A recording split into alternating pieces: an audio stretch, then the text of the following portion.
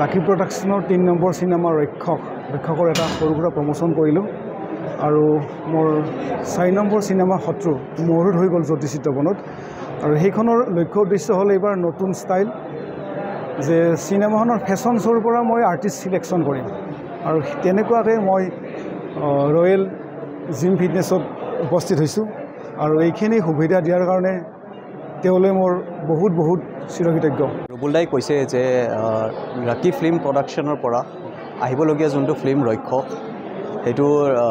সেইটোৰ প্ৰমোশ্যন চলি আছে লগতে ৰক্ষক ফিল্মটোৰ মই অলপ কথাখিনি মই কৈ দি আছোঁ যে এইটো এটা সমাজৰ ওপৰত ষ্টৰিটো এজন বিধৱা তিৰোতা কি সমস্যাৰ সন্মুখীন হ'ব লাগে সেইটোৰ ওপৰত ষ্টৰিটো লগতে অকল তিৰোতাজন নহয় তেখেতৰ ল'ৰা ছোৱালীও সমাজৰ পৰা কি পৰিস্থিতিৰ সন্মুখীন হ'ব লাগে সেইটোৰ ওপৰতো এই গোটেইখিনি বস্তু এইটো ছবিটোত আপোনালোকে চাব পাৰে। মই খুবেই আনন্দিত হৈছোঁ যিহেতু মোৰ মানে এক্টিং কৰি মই খুবেই প্ৰিয় আৰু মই বহুত ভাল পাওঁ এক্টিং কৰি গতিকে মই ইয়াতে সোমাই দিছে যিহেতু মই খুবেই আনন্দিত আৰু। নমস্কাৰ, আপোনালোকে বহুতে চাগে মোক চিনি পায়। মোৰ নাম শ্ৰী মৃগাংক শৰ্মা। মোৰ বহুত দিনৰ সপোন আছিল জিম এটা মানে ভালকৈ ষ্টেণ্ডাৰ্ড জিম এইখিনি জেগাত কৰাটো। তো মই ৰয়েল ফিটনেছ 2.0 মই কামখিনি গোটেই হৈ গ'ল। সেই সংযোগতে মোৰ লগৰ এজনৰ মানে ফিল্ম প্ৰডাকশ্যনৰ অডিশ্যন ল'ব বিচাৰিলে। তো সেইকাৰণে মই ভাবিলোঁ যে জিমত সকলোৱে বডি বিল্ডিং কৰে, তাৰ মাজতো কিছুমানে মডেলিং কৰিব ভাল পায়, ডান্স ভাল পায়।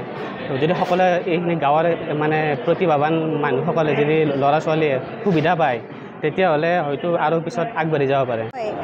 আজি এখন ফেশ্বন শ্ব'ত পাতিছে, সকলোৰে পৰিচালিত ৰুবুল দাক। তেওঁ বহুত কষ্ট কৰিছে, সকলোৱে যেন আহি পেলাই নিজৰ প্ৰতিভাটো দেখাওক।